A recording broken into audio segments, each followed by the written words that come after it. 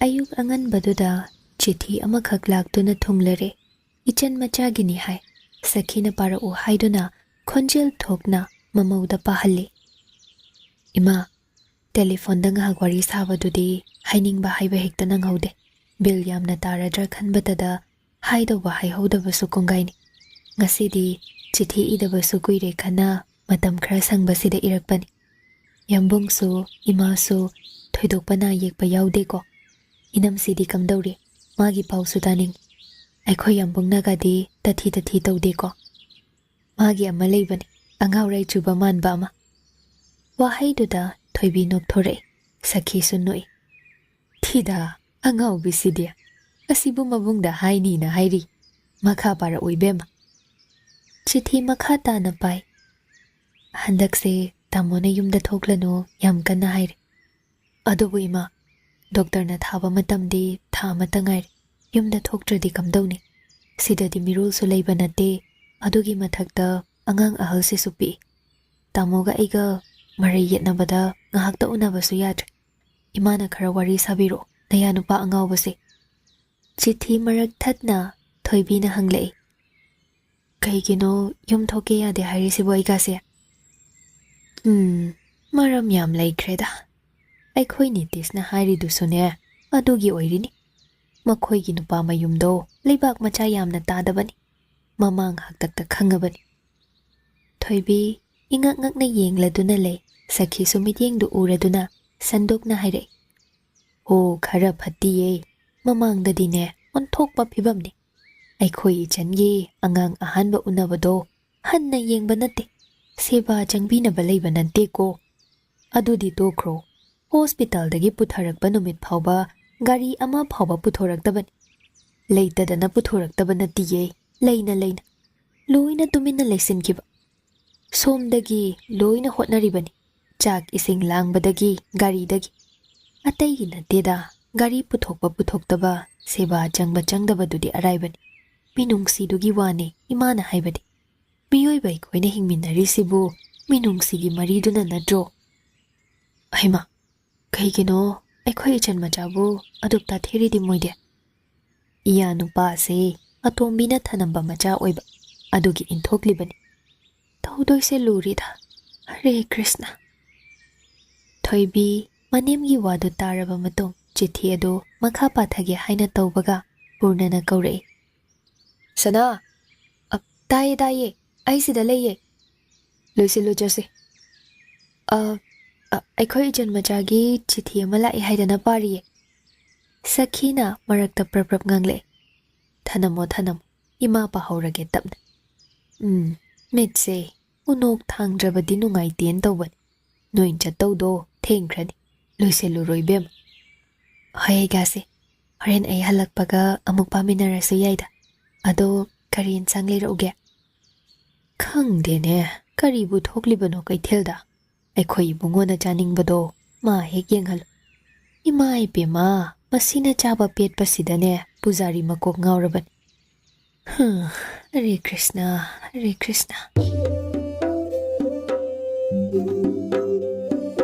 Gari parking mafam nungaite haiduna riksa amada oina lakminare. Thoibi riksa du tongna makhotna mana nakalduda kanna paiduna yale lambel phattabagi akut atong mapa yaurakpada nanthage taw madu ubada purnana haire. Gari machado puramdaw. Parking nungaite haibadaine.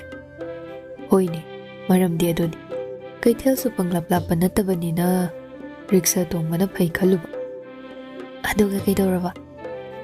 Nangsi nanthaduna tahogado malaklibanine. Purnagi waduda riksa driver do khangnok noklei. Tahoroi bung. Hare. Riksa tongmada tahore haiba pau. Amta takraba kharino onthok. Chetna dum pai. Nayamba yeng duna thoge ko. Tapna dum thoge. Paukhum pige haiduna PURNA machin kang thorakpada. Thoibi khuningna kakak ile. Madi ikairabani. Tumin leiro haibagi mawongda. Meeting du yengladuna. Tumina chirul tawi. Yareba. Aidi kaijabana loire haiba. Karigi. Kainu pano masibo. Nakutu aingonde yalo. Yari haime. As.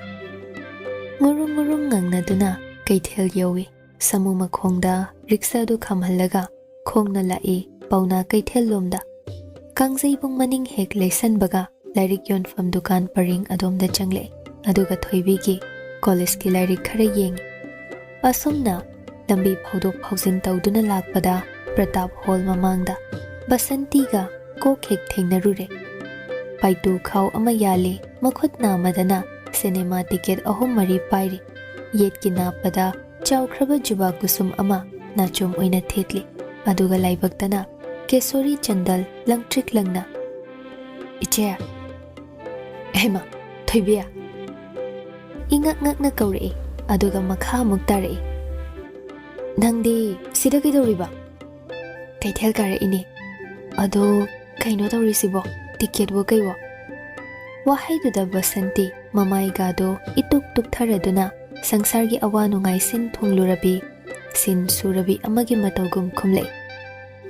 Sinini yum panba haise inawi bema lukraba. Masi haina tung oirap libliba urnada yengle. Thoibi ngaihak aduda haifam khangde.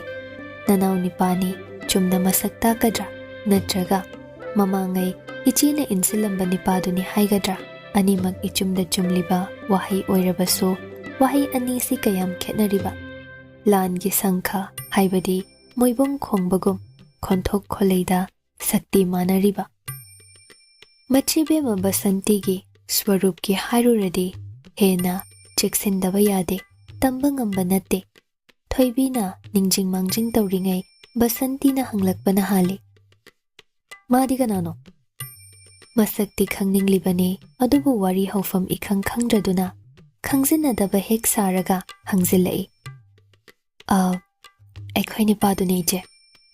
Set kumdoki ikhang haudana. Oh, adudi engonda itay magor, itay matoy. Purna di nokningle. Ngasina ahanbani Basanti bu asumna sak unaba. Mamangda wari mayam amatare. Magi haktaktagi punsigi chawraba thaudok kaya amasu thokre. Adubu ngasi ikhang haudana numit leitharakpa nungthil amada Masak masa kamdawi haidana uraba sidadi nokningba phawraklibani. Nokningba du phazinduna. Hoi daima. Cha thaksi haidana anakpa hotel amada changsinduna phaminare. Cha asaba glass amamamne chanaba khara tan ahaiba kachori mahi hapi. Nupi anido numit thengsilakle haibana chungdana wari kana sanari. Amana amuk ngangi. Purna Nakalda sum phamna makhoina ngangnaribadu tai. Thoibida mugyengi Basantida mugyengi. Hai so haibani. Basanti si ngangba sakpa onthokna phakre. Mina big thana phamliba hotel kado magi chawrap chatpa khonjelduna hek nilli. Amuksu khale. Karigumba mana Basanti si lauramba thoklabadi kamdauba. Mama ibema bina sakhigi matamakne. Basanti gi mawungsini. Thabak halakpa khuding sembrang makonda tongbagum phawdoba male. Isorsi haiso haikreko. Chana ba yengduna semlibani silaklibani. Sangsarsi balance amada thamlibani. Hainaw mapalna tekthaba makhai sarabaso. Fairen thagi nungsitta sajibugi nongleida tangkhai ama kenduna manghalibado balance tawribani haibado. Natrabadi kadai yarani. Hainaw masa amada lising mukpanba yagadradо. Masi mayam se khana Purna mathanda chumle haibagi mawongda makok nomi. Nupi ani dudi wari kanna sanari. Aikhoi baba siso sauri ni haidana aibo mana pokpa natasingai. Hojikpu karino tawduise. Tamcha su sel thokpa nate. Nongmagi kala bazar khara tawbasina kayam tongba potno. Se nabani su ticket amamam paiko. Wari tudagi utlay silaglaga ticket ani pisilay. Ngasigi ticket loija, ngasidi thenganida. Ticket sina chakhom bani hari matada masi ngangse wa khangkidre. Thoibi Purnada kirup yenglamlaga ticket adu lawsili. Purna so yangkhai chapi ama lawthoktuna Basanti da pi. Aima ꯑꯩꯗꯤ ꯁꯦꯜ ꯑꯆꯣꯏꯕ ꯍꯟꯅꯕꯒ ꯌꯥꯎꯗꯦꯅꯦ ꯅꯪꯅ ꯃꯄꯨꯝ ꯄꯤꯔꯛꯏꯁꯦ ꯌꯥꯔꯅꯤ ꯇꯩꯃ ꯑꯗꯨꯝ ꯂꯧꯁꯤꯟꯕꯤꯔꯣ ꯈꯪꯗ꯭ꯔꯦ ꯇꯧꯔꯤꯁꯦ ꯑꯁꯤ ꯍꯥꯏꯅ ꯌꯥꯡꯈꯩ ꯆꯞꯄꯤꯗꯨ ꯂꯧꯁꯤꯜꯂꯒ ꯃꯊꯨꯞ ꯃꯊꯨꯞ ꯊꯨꯞꯆꯤꯟꯗꯨꯅ ꯁꯦꯡꯒꯥꯎꯗ ꯍꯥꯞꯄꯤ ꯑꯗꯨꯒ ꯑꯃꯨꯛ ꯀꯤꯁꯤ ꯆꯦꯠꯅ ꯀꯤꯁꯤꯜꯂꯤ 이때이디 타바 인칸 가림때 ꯌꯦꯡꯗ꯭ꯔꯕꯣ ꯍꯣꯠꯅꯗ꯭ꯔꯕꯣ 이제 마디 ꯀꯂꯥꯗ ꯉꯥꯎꯕ ꯃꯤꯅꯦ ꯊꯕꯛ ꯀꯥꯏꯕ ꯅꯠꯇꯦꯗ ꯃꯣꯏꯒꯤ ꯀꯂꯥ ꯇꯧꯕ ꯃꯤꯁꯤꯗꯤꯅꯦ ꯁꯪꯁꯥꯔ ꯑꯃꯗ ꯇꯥꯎꯕꯖꯥꯠꯅꯤ ꯏꯁꯩ ꯑꯅꯧꯕ ꯑꯃ ꯀꯟꯅ ꯁꯦꯝꯃꯤꯌꯦ ꯅꯣꯡꯃ ꯇꯥꯍꯟꯒꯦ ꯅꯪ ꯈꯪꯗ ꯇꯧꯔꯤꯅꯦ ꯌꯥꯝꯅ ꯐꯖꯈ꯭ꯔ ꯄꯣꯠꯅꯤ ꯑꯩꯅ ꯅꯍꯥꯟꯋꯥꯏ ꯍꯦꯛ ꯍꯦꯛ ꯍꯥꯏꯗꯅ ꯃꯥꯒꯤ ꯈꯣꯟꯖꯦꯜꯁꯤꯗꯤ ꯁ꯭ꯇꯤꯚꯤ ꯋꯟꯗꯔ ꯃꯥꯜꯂꯤ ꯍꯥꯏꯗꯅ ꯁ꯭ꯇꯤꯚꯤ ꯋꯟꯗꯔ ꯄꯨꯔꯅ ꯈꯪꯍꯥꯏ ꯍꯥꯏꯗꯣꯔꯛꯏ ꯃꯁꯥ ꯃꯊꯟꯇ ꯒ꯭ꯌꯥꯟ ꯇꯥꯍꯧꯗꯦ ꯃꯥꯒꯤ ꯏꯉꯛ ꯉꯛꯄ ꯃꯇꯧꯗꯨꯗ ꯕꯁꯟꯇꯤꯗꯗꯤ ꯌꯥꯝꯅ ꯄꯣꯡꯖꯅꯕ ꯆꯥꯎꯊꯣꯛꯆꯅꯕ ꯇꯟꯖꯥ ꯑꯃ ꯄꯤꯕꯒ ꯆꯞ ꯃꯥꯟꯅꯈ꯭ꯔꯦ ꯃꯃꯤꯠ ꯃꯅꯥ ꯂꯩ ꯂꯩꯗꯨꯅ ꯌꯦꯡꯂꯒ ꯁꯩꯊꯥꯕ ꯍꯧꯔꯛꯏ ꯅꯈꯣꯏ ꯗꯥꯗꯁꯦ ꯃꯅꯤꯄꯨꯔꯗ ꯄꯣꯛꯂꯝꯕꯒꯤ ꯃꯔꯥꯏꯕꯛ ꯊꯤꯔꯕꯅꯤ ꯏꯕꯨꯡꯉꯣ ꯃꯗꯥꯎꯁꯨ ꯌꯥꯈꯤꯗ꯭ꯔꯕ ꯐꯣꯔꯦꯟ ꯂꯝꯒ ꯆꯠꯂꯕꯗꯤ ꯃꯃꯥꯏ ꯑꯣꯏꯖꯒꯗꯕꯅꯤ ꯃꯥꯅ ꯍꯩꯔꯤꯕ ꯃꯌꯥꯝꯁꯦ ꯑꯔꯦꯝꯕꯗ ꯍꯦꯛ ꯃꯥꯡ ꯁꯦꯜ ꯈꯤꯇꯪ ꯄꯥꯏꯕꯒꯅꯦ ꯑꯁꯥꯝ ꯐꯥꯎꯕꯗꯪ ꯄꯨꯊꯣꯛꯀꯦ ꯅꯤꯡꯂꯤ ꯑꯗꯨ ꯑꯣꯏꯔꯕꯗꯤ ꯃꯔꯥꯏꯕꯛ ꯆꯥꯡ ꯌꯦꯡꯖꯕ ꯌꯥꯏꯗꯅ ꯄꯨꯔꯅ ꯍꯣꯏ ꯍꯥꯏꯕꯒꯤ ꯃꯑꯣꯡꯗ ꯃꯀꯣꯛ ꯅꯣꯝꯃꯤ ꯃꯥ ꯀꯔꯤ ꯈꯨꯝꯒꯗꯧꯕꯅꯣ ꯈꯪꯗꯦ ꯑꯃꯔꯣꯝꯗ ꯕꯁꯟꯇꯤꯒꯤ ꯁ꯭ꯇꯤꯚꯤ ꯋꯟꯗꯔꯒ ꯄꯥꯡꯈꯛ ꯑꯣꯏꯔꯤꯕ ꯀꯂꯥꯀꯥꯔꯁꯤ ꯃꯥ ꯑꯃꯨꯛꯇ ꯎꯗ꯭ꯔꯤ ꯃꯒꯨꯟ ꯈꯪꯗ꯭ꯔꯤ ꯑꯗꯨꯅ ꯋꯥ ꯑꯃ ꯍꯦꯛꯇ ꯍꯥꯏꯕ ꯌꯥꯗꯦ ꯍꯥꯏꯅꯕ ꯂꯩꯇꯦ ꯍꯧꯖꯤꯛꯀꯤ ꯑꯣꯏꯅꯗꯤ ꯇꯥꯁꯤꯟꯕꯈꯛ ꯑꯣꯏꯕ ꯇꯥꯕꯅꯤ ꯍꯣꯏ ꯍꯣꯏ ꯍꯥꯏꯗꯅ ꯇꯥꯕ ꯇꯥꯕꯅꯤ ꯋꯥꯔꯤ ꯃꯈꯥ ꯁꯝꯊꯔꯛꯏ ꯏꯃꯨꯡ ꯃꯅꯨꯡꯒꯤ ꯋꯥꯔꯤꯔꯣꯝꯗ ꯆꯥꯎꯔꯥꯛꯅ ꯋꯥꯔꯤꯁꯤꯡꯗꯨꯗ ꯈꯪꯂꯦ ꯃꯗꯨꯗꯤ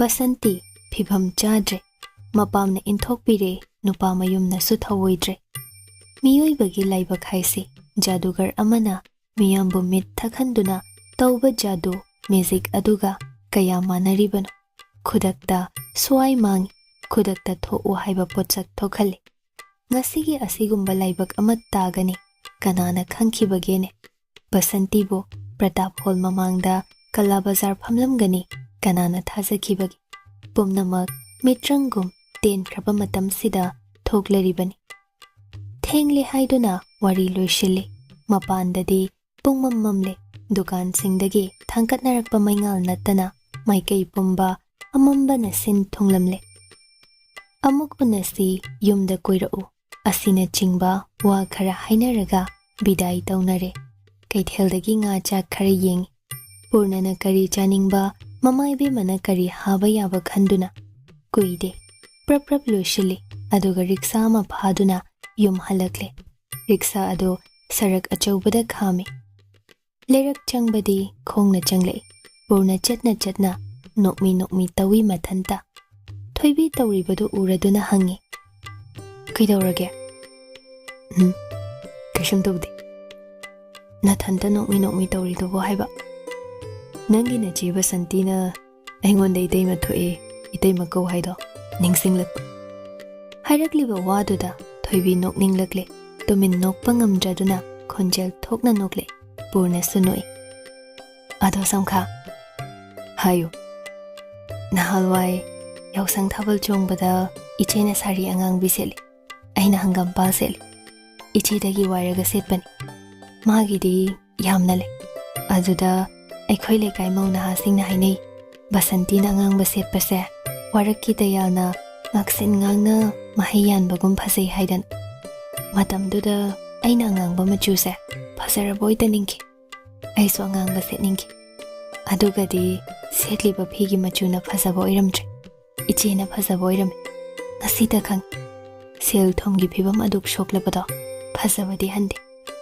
ꯃꯥꯏꯊꯣꯡꯗꯣ ꯍꯥꯟꯅꯒꯨꯝ ꯑꯗꯨꯝ ꯃꯉꯥꯜ ꯅꯥꯏꯗ꯭ꯔꯗꯣ ꯅꯪꯅ ꯍꯦꯜꯂꯤꯗ ꯀꯩꯕꯣ ꯅꯪꯅ ꯍꯦꯜꯂꯦꯕ ꯑꯗꯣ ꯍꯥꯏꯔꯛꯅꯕ ꯂꯤꯕ ꯋꯥꯔꯤ ꯅꯠꯇꯦꯃꯤ ꯅꯠꯇ꯭ꯔꯕꯁꯨ ꯑꯁꯤ ꯍꯥꯏꯅ ꯄꯨꯔꯅ ꯆꯤꯝꯕꯥꯜ ꯎꯝꯁꯤꯟꯗꯨꯅ ꯇꯨꯃꯤꯟ ꯅꯣꯛꯏ ꯊꯣꯏꯕꯤ ꯏꯀꯥꯏꯔꯗꯨꯅ ꯃꯥꯡ ꯊꯥꯅ ꯄ꯭ꯔꯞ ꯄ꯭ꯔꯞ ꯆꯠꯈꯠꯈꯤ ꯄꯨꯔꯅꯁꯨ ꯈꯣꯡꯊꯥꯡꯗꯣ ꯆꯥꯎꯔꯞ ꯆꯥꯎꯔꯞ ꯀꯥꯟꯗꯨꯅ ꯊꯥꯡꯂꯒ ꯆꯠꯈ꯭ꯔꯤꯕꯗꯣ ꯇꯥꯟꯅꯅꯕ ꯍꯣꯠꯅꯩ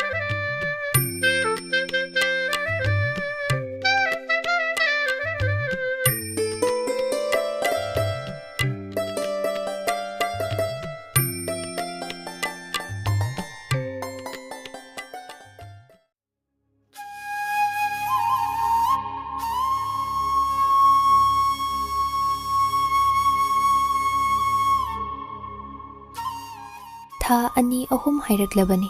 Purnana Rehabilitation home aduda toina laktuna counseling tawribase. Hapta amada amurakti soidanaba hotne. Asumna toina laklabanina leiriba staff makhaigasu toro khondanare. Wangang bada koinadre. Ayamba Purnagi icham chamba mawongdunaso adomna loinaba ngamhalibani. Nongmaizing numitki counseling lakpa aduda chakthongbi cook aduna mahosagum wari mayam puselakduna lire. Nahandi ekhoi sobasinina seiring ama thiredo kayadi phaje. Aigi maithongda sinthariba ichilsi nonglikla pirangla. Ingagi lechil nangnadi khanglini ingagi nonghau nangnadi urini kakaidana mayekto is prempoi hek tabada adubune ekhoi manager ibungonadi asomna yamna awaba chinta pubase WakhaL leinani haine chumbra do doctor saye inene hek ngangba wasiri seiring ibabu WakhaL leina nare hairabadi pharak tadro khangdeda mayek tubu waman khre haiba itei masowasini di literature de am ngauzaban karibo sahitya yam pame haiba lyric so toina paidana pai adubudi ho ine hayeng khai seiring iba mida WakhaL leina nai kaina haibirunuko hairaroi ado aina tabada ibungo doctor su lyric yam pai hai aibo kanana hairiba kanana oini aikhoi sobasini nanidana nongmaizing khuding nanga wari sabada lyric ki wari makta tawi yamna nungaikre haidana pau damme Purna noklai aidi kaya bu pabana teda ayamba aigi nupina liba ngaktan aikhoi nupido ine lyric paba yam pamjai lyric ama upanyas ama paba loibada aingonda wari liduna tal nongmana praloi khonba mairigum yamna sound nongmana loknungda chenba ichilgum pum ing aduga ine sangsargi aroiba haiba mikupto yaurabagum aigi nakta famduna kapthokpasu kongai thempham khangdaba tangka kaya amasu yauri potnise bhalo he ongta pura udana sida masak khangnage masak yengingbrane ne karigi yengingdani Purna hurit khawdagi wallet adu puthore aduga hangdoktuna yenghalli wallet adugi kachinda thoibigi photo ama piktakna nokmi tawraduna yauri is phajaini he mamai gase pisak pikladana phajaban sum uragana henabu phajare Purnagi mataududa ahal ado lakna ningladuna laknare nungsi khraboire da ko mai nupi se adubu handakti Purna khumlaktre nokvet tamak tore wallet ado frit khawda mukhapchin khraga gyan tana chair do da famkhre ahal do wa makha tare aigi da sune angang nupi macha ama leirame matam khara kuina nate tha amarom haigadra karigino khangde ibungo doctor uba khuding aidi angang do hekta ningsingle inegi kana thokbano kari su thoknaba nate da nongma thengnabani thabak su phamda mama macha khakleiba oiramal mama ga khanai haidana yum thadoklaga chatlani tawbadane inina phaban nupi macha mana mathanda leibadi kada yarani matamna phatabane o aina nungsi mandana ma se ima oirage haidana phagi amuk muktaw aduda mana saubasi ine adugumba wa haibiganu aidi leisabi nate aigi nupa lei haine mau oire dude halaga leibro kadaida ginoda mama na di leisabi ni hairibani khara ngawba oijanida ibungo se angawba layingi haina sutai magi dubu tasengna ngawba haido oigadoirane Purna amuk sunoklei yengdrabadi kadai khangani aina adubu mama machagi marakta wari ama aikhoina khangdaba leirambasu yaida hoine leiramdauri potni adusu kaigumba mama do thengnarabadi ibungo manak chatlu haigi ai tharake wari tauringai manager ni padu changlei ekhoi ne gi sangsar sin thungba wari se amuk horam labra somda chakhum da ngang khaina thina hobani ihe ai amuk ta chatlu khige ibungo wari da ne pungkaw kawi thabak yam hobani hobe inafi do khwangchet lakladuna room du degi thokhi mahak thokhraba matung dadi pumchik chikhore matang sida purna wa ngangle tamoi so hankina ba tawragi ngasi gi session se de nandana su loisil mathang lakpada handak man asigi report to purak lagi tamo su chawrak pa mayingbi ahoi doctor ado isi wa ma haigado busule sumdoban handak tha sida home sigi foundation de dar yam chawna tawdobana teda mayam chakle na majamin naraga loishindoban ekhoi doctor su lingbi raktaba yadeko barton su yumda laklaga hekda kacharagi aduga sanai be madu su pubiro yaragadi kari numitano